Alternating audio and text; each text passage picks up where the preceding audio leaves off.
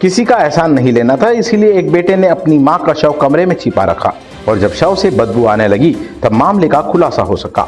मानसिक संतुलन खो बैठे बेटे ने मां के शव को हाथ नहीं लगाने दिया और पत्थर दिखाकर धमकी दी, तो पुलिस ने नियंत्रण में करने के लिए बेटे के हाथ रस्सी से बांध दिए।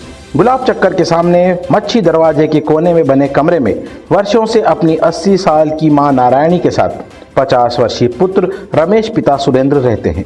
मां बर्तन मांजती थी, वहीं बेटा पास ही एक फर्नीचर उद्योग में मजदूरी करता था। बेटे रमेश ने बताया, मां लॉकडाउन के समय से बीमार थी, मंगलवार को उसकी मौत हो गई थी। पैसे नहीं थे, किसी का एहसान भी नहीं लेना था, इसीलिए किसी को नहीं बताया। कमरे से बदबू आई तो सुबह कुछ लोग पहुंचे तो मानसिक रोगी पुत्र पत्थर से मारने लगा।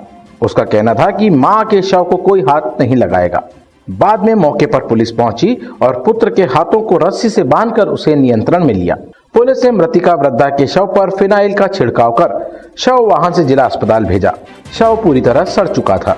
मौके पर एफएसएल अधिकारी अतुल मित्तल सहित पुलिस बल पहुंच गया था। मामले की जानकारी देते हुए एएसआई राधेश्याम नागर ने बताया, जी हाँ, ये गुलाब चक्कर के पास में ये सरकारी जो कमरा बना हुआ है, इसमें ये नारायणी बाई उम्र करीबन 80 साल अपने लड़के रमेश पिता सुरेंद्र सिंह 50 वर्ष के साथ में करीबन सन 1984 से रह रही है।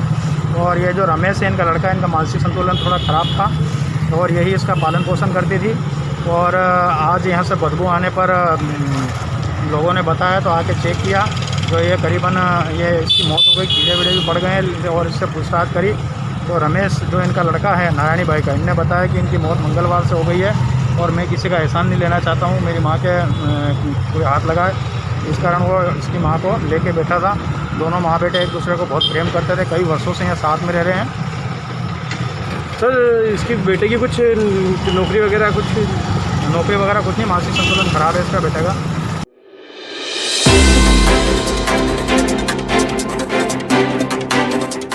रतलाम एथलेटिक्स क्लब द्वारा गत दिनों राम मंदिर के निर्माण के भूमि पूजन होने और राम मंदिर निर्माण कार्य प्रारंभ होने के उपलक्ष्य में शासकीय कला एवं विज्ञान महाविद्यालय के खेल मैदान पर खिलाड़ियों को स्पोर्ट्स टी शर्ट बांटकर खुशियां मनाई। दीप प्रज्वलित कर दीपक से श्री राम लिखा, आतिशबाजी और राम के भजन गाए। क्लब के अध्यक्ष एवं कार्यक्रम संयोजक राकेश शर्मा ने कहा कि दे दो, ये वो खिलाड़ी हैं जो दिन रात इस मैदान पर मेहनत करके अपने रतलाम का नाम राज्य और राष्ट्रीय स्तर पर रोशन कर चुके हैं। पूर्व पार्षद सोना शर्मा, अभिभाषक संघ के अध्यक्ष दशरथ पाटीदार, जनक नागल गोपाल शर्मा ने संबोधित करते हुए कहा कि आज कितना शुभ दिन है हमारे लिए, कि कितने सालों के यत्न के बाद आज हमारी ज़िंदगी में ये दिन आया, हमारे देश में ये समय आया है कि आज हम इस चीज़ को इतना उत्साहित तौर से पूरा देश मना रहा है। 3 लाख लोग इस राम जन्मभूमि को मुक्त कराने के लिए शहीद हो गए, तो हम कल्पना कर सकते हैं कितनी लंबी लड़ाई लड़ी गई। इसलिए कहते हैं कि आज ये ऐतिहासिक दिन है, हमारे लिए नहीं, देश के लिए नहीं तो विश्व के लिए भी ये ऐतिहासिक दिन है। हम सब युवा हैं, हम इसके बारे में जानकारी लें। हमारे पास जो साहित्य है, एक यहाँ पे कार सेवा आंखों देखी एक पुस्तक भी निकाली गई तुषार कोठारी के द्वारा, उसको भी हम पढ़ सकते हैं। तो हम इसके बारे में जानकारी निकालें कि कैसे कैसे इसका संघर्ष हुआ है। तो ये तो ऐतिहासिक दिन हुई। आप सबको मार्गदर्शन देने वाले आदरणीय भाई श्री राकेश जी शर्मा एवं उपस्थित मेरे युवा भाई और बहनों, आज बड़ा अच्छा दिन है और एक बहुत बड़ा यादगार दिन है। इस दिन की प्रतीक्षा में हमारी न जाने कितनी पीढ़ियां मर खप गई और कितनी लड़ाई लड़ी और कितने ही जो है शहीद हो गए। 500 वर्षों से जो समस्या इस देश में थी, वो हमारे देश के प्रधानमंत्री नरेंद्र जी मोदी ने उसको हल किया है और आज जन्मभूमि राम जन्मभूमि का भूमि पूजन किया और भव्य मंदिर निर्माण की आधारशिला रखी है। इस अवसर पर कोरोना के लिए जन जागृति में निरंतर कार्य करने वाले राष्ट्रीय और राज्य स्तरीय खिलाड़ियों को the dual premium sports wear के सौजन्य से टी शर्ट का वितरण श्रुति शर्मा, कृतज्ञा शर्मा, रुपेश पवार, दीपेंद्र वर्मा, हनुवीर शर्मा, रोहन माने, करीना पाल, भूमिका कल्याणे, शिवानी मयूर, नेहा यादव, गायत्री जाट, टीना शर्मा, अपूर्वा मालवीय, वरुण मेहता, सोनू बारोट, राहुल शर्मा, किशन जाटवा, गौरव पाल, तनु सिद्दीकी, कीर्ति यादव, खुशबू गढ़वानी सहित अन्य खिलाड़ियों को किया गया।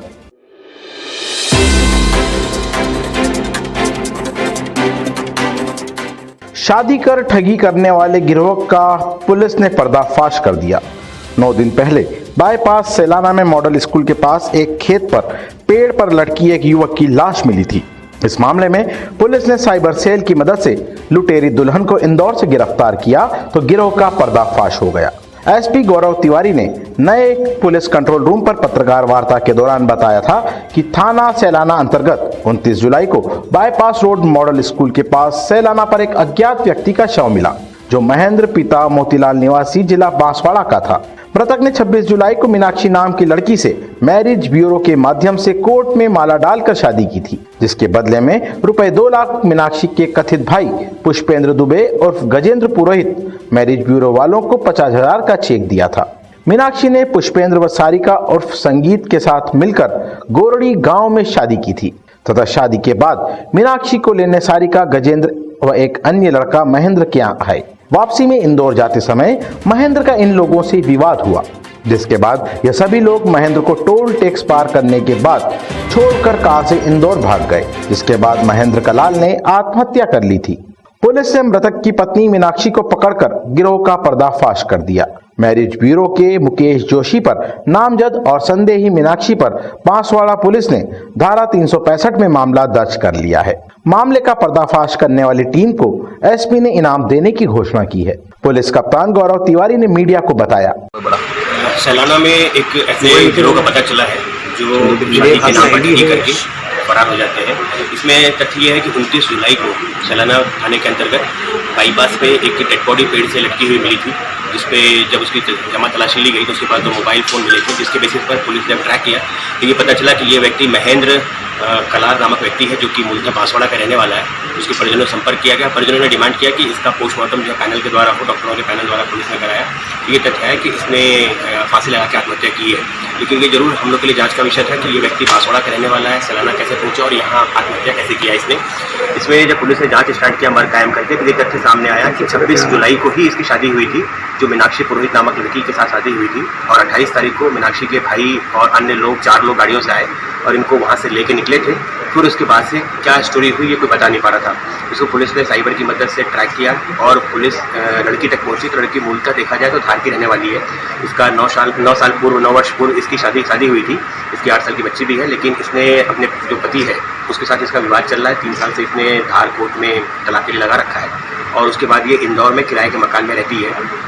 इसको पुलिस ने साइबर की मदद से इस तक पुलिस पहुंची। जब इससे पुलिस ने पूछताछ किया विस्तृत, ये तथ्य सामने आया कि ये मीनाक्षी पुरोहित जो है ये एक व्यक्ति है पुष्पेंद्र दुबे नामक, जो कि मूलतः यूपी का रहने वाला है, लेकिन यहाँ पर उसने अपना नाम बदल के गजेंद्र पुरोहित कर लिया है। और एक सारिका नामक लड़की है जो कि मंडलेश्वर की रहने वाली है, सारिका उर्फ संगीता, मंडलेश्वर की रहने वाली। इनसे मिलकर इन लोगों ने एक गिरोह बना रखा है, जो मैरिज ब्यूरो वालों के माध्यम से ये डिफरेंट लोगों को अप्रोच करते हैं जो शादी के लिए लड़की ढूंढ रहे हैं, और उसके बाद ये पैसे लेकर शादी करते हैं और शादी के जस्ट 2 दिन बाद ही ये वहाँ से फरार हो जाते हैं। तो इसमें अभी तक की पूछताछ में ये तथ्य आया है कि इस महिला ने कबूला है, जो मीनाक्षी है, कि इसने पिछले 8 महीने में करीब 6वीं बार ऐसी शादी की है। इसमें 3 बार इसने राजस्थान में ही, एक गुजरात में और एक नीमच में, और एक चौथा घटना बांसवाड़ा का बताया है। इसमें 28 तारीख को जब इसकी शादी हुई, 26 तारीख को जब इसकी शादी हुई, तो अकॉर्डिंग टू डील इसके जो मृतक है महेंद्र ने इसके भाई गजेंद्र को 2 लाख रुपए दिए और मैरिज ब्यूरो वालों को 50,000 रुपए दिए। उसके बाद इसका कहना है कि 28 तारीख की रात में एज पर प्लान इसके भाई लोग आए और ये शादी के बाद कोई ना कोई बहाना करके, चाहे घर में शादी होने का या माता पिता की बीमारी का बहाना देके ये वहाँ से निकल लेते थे।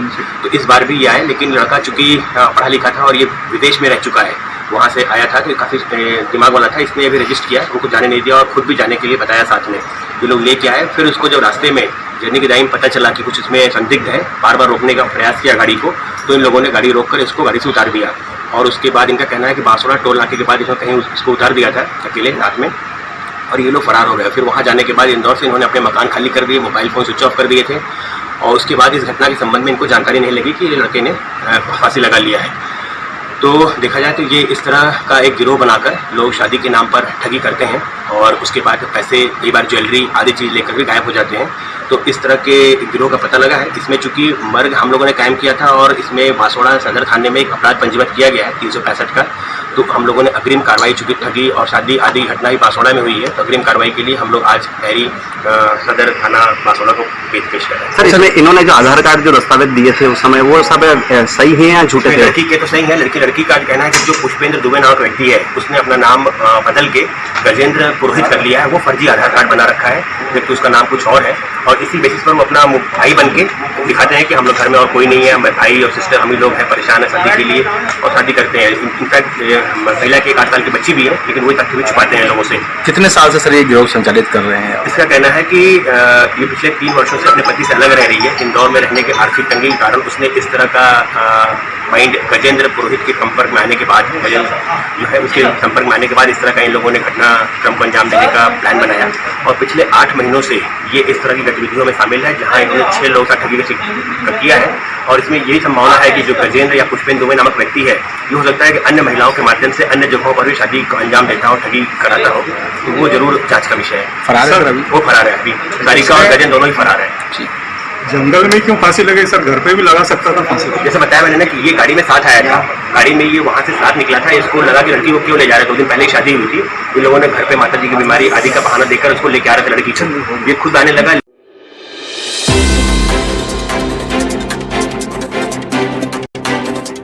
रावटी में अवैधानिक तरीकों से जमीन के पट्टे ग्राम पंचायत रावटी ने दिए हैं, जिस पर निर्माण भी प्रारंभ हो गया है। बताया जाता है कि श्री मन कामनेश्वर मंदिर मठ की यह सर्वे नंबर 883 में रकबा 0.460 हेक्टेयर की भूमि है, जिसका अवैधानिक विक्रय किया जा रहा है। मंदिर के पुजारी रमेश गिरी ने कलेक्टर को सौंपे ज्ञापन में आरोप लगाते हुए कहा कि जमीन मंदिर की है, जिसके ग्राम पंचायत अवैध पट्टे बांट रहा है, जबकि जमीन पर सालों से मंदिर का कब्जा है। रावटी ग्राम पंचायत की इस कार्रवाई से जनता में रोष है। रावटी से रतलाम आए लोगों ने ज्ञापन सौंपकर कार्रवाई की मांग की है। मामले की जानकारी देते हुए पुजारी और ग्रामीणों ने बताया। रमेश गिर, क्या आज ज्ञापन देना है, किस उद्देश्य को लेकर विज्ञापन देना है? वो मन कामेश्वर महादेव मंदिर की जमीन जो ग्राम पंचायत ने वहाँ जबरदस्ती कब्जा करके लोगों को बांट रहे हैं। और उनसे अगर कहने गया था, मैं तहसील में भी गया था, तहसीलदार साहब को भी बताया, थाने में भी गया था, किसी ने भी नहीं सुनी। और वहाँ साहब ने बता दिया कि ये ज़मीन जो है अब अभी नफ्ती नहीं, मेरे के नफ्ती करके बता दो तो क्या कि अभी नफ्ती नहीं होगी और ये पंचायत की ज़मीन है, इसलिए मैं कुछ भी नहीं बोल सकता हूँ। आप वहाँ पे क्या करते हो? मैं पुजारी हूँ। ज्ञापन इस विषय में देना है कि रावटी में हमारे गांव में स्थित एक शिव जी का मंदिर है, जो कि बहुत पुराना मंदिर है और कलेक्टर जी के अधीनस्थ है।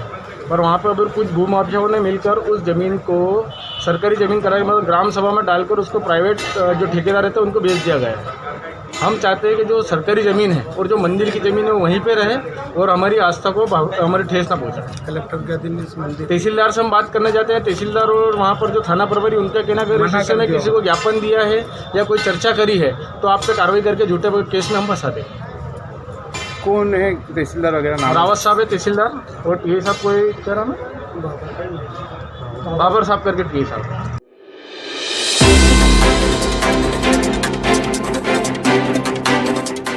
भारतीय राष्ट्रीय छात्र संगठन शहर अध्यक्ष नीलेश शर्मा द्वारा विराज सकलेचा और चिराग पांडे को ब्लॉक अध्यक्ष नियुक्त किया गया है।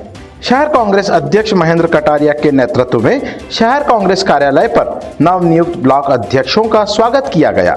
इस मौके पर पूर्व नेता प्रतिपक्ष मुबारिक खान, झुग्गी झोपड़ी प्रदेश कार्यवाहक डॉक्टर देवेंद्र राव, एनएसवाई शहर अध्यक्ष नीलेश शर्मा, ब्लॉक अध्यक्ष कमरुद्दीन कछवाहा, सेवादल अध्यक्ष महीप मिश्रा, जुगल पंड्या, निरंजन चौहान, जगदीश आकोदिया, एनएसवाई शहर उपाध्यक्ष नारायण चौधरी आदि एनएसवाई कार्यकर्ता मौजूद थे। स्वागत समारोह को संबोधित करते हुए कांग्रेस नेताओं ने कहा, आपको यहाँ पे सिर्फ इतना ही बताना चाहूँगा कि एनएसवाई जो हमारा कांग्रेस का एक विंग है, इसमें राजनीति के साथ साथ में हम लोगों को सामाजिक एक्टिविटीज़ ज़्यादा करने की ज़रूरत है। राजनीति के लिए तो कांग्रेस में हमारे पास बहुत सारे विंग्स मिले और भी हैं, लेकिन एनएसवाई के माध्यम से जब हम शहर में या कहीं भी स्कूलों में, कॉलेज में एक्टिविटीज़ के माध्यम से जुड़ने की कोशिश करते हैं, तो हमारा पहला प्रयास ये होना चाहिए कि हम लोग सामाजिक स्तर पे समाज के भीतर कैसे जा सकते हैं और नौजवानों को हमारे साथ कैसे जोड़ सकें। आज आप लोगों के सामने सबसे बड़ी पहली महती जो काम है वो यही काम है कि बीजेपी के शासन में उनकी जो कठोराघात वाली जो नीतियाँ हैं, जो पार्टीशन करने वाली नीतियाँ, जो एक दूसरे में भेदभाव पैदा करने वाली नीतियाँ हैं, जो आज की तारीख में युवाओं में बहुत ज़्यादा जहर की तरह घोली जा रही है, इस चीज़ को कैसे आप लोग रोक सकते हो, इस ओर आपको कार्य करना पड़ेगा और कांग्रेस की नीति से लोगों को अवगत कराना पड़ेगा। आज भारतीय राष्ट्रीय छात्र संगठन में हम नई ऊर्जा डालने के लिए शहर में 2 ब्लॉक अध्यक्षों की हमने नियुक्ति की है। NSUI के नगर अध्यक्ष भाई दिनेश शर्मा ने ब्लॉक क्रमांक 1 है उसमें चिराग पांडे को नियुक्त किया है, ब्लॉक क्रमांक 2 में विराट सकलेचा को नियुक्त किया है। और चूँकि अभी नए सत्र चालू होने जा रहे हैं, शैक्षणिक सत्र, हम लोगों ने इनको निर्देश दिए हैं कि ज़्यादा से ज़्यादा छात्रों को कांग्रेस के माध्यम में जुड़े, कांग्रेस के परिदेश में जुड़े और छात्रों की जो समस्या है उनके लिए भारतीय राष्ट्रीय छात्र संगठन सदैव संघर्षरत रहा है और आगे भी संघर्षरत रहेगा। मैं खुद भारतीय राष्ट्रीय छात्र संगठन की नेतृत्व करते करते आगे राजनीति में आया हूँ। इन लोगों को वही निर्देश दिए, आगे इनको इसी प्रकार के निर्देश दिए कि आप जल्दी से जल्दी कार्यकारिणी का गठन करें और ज़्यादा से ज़्यादा लोगों को कांग्रेस और भारतीय राष्ट्रीय छात्र संगठन से जोड़ें।